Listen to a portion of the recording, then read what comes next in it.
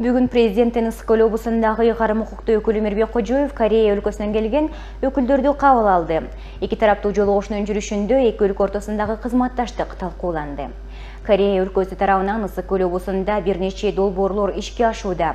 Алардын бири Теплоключенко жана Маман айылдарында демонстрациялык талааларды куруу, органикалык азык-түлүктү өстүрүү, муну менен катар сатыкка чыгаруу атайын дүкөндөрдү салуу боюнча долбоор. Бул долбоор 2023 жылга чейин каралып, жалпы наркы 5 миллион сом. Ал эми экинчи долбоор бул өрт өчүрүү жана куткаруучулар үчүн имараттарды куруу. Долбоор 2022 жылга чейин ишке ашып, жалпы наркы 5 миллион сом.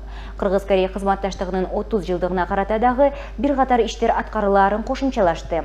Өз кезегинде облус башчысы Мирбек Кожоев дагы эки тараптуу кызматташтыкка даяр экенин айтты.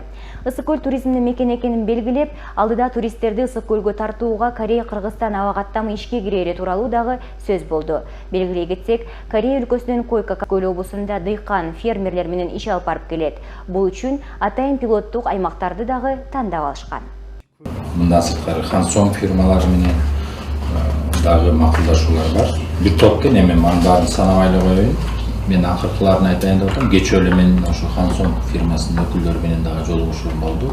Мындан сырткары жакында эле биздин Кореядагы элчи жетектеген Кореянын делегациясын дагы кабыл алып, биздин облустун конкреттүү инвестициялык мүмкүнчүлүктөрү тууралуу презентацияларды жасаганбыз.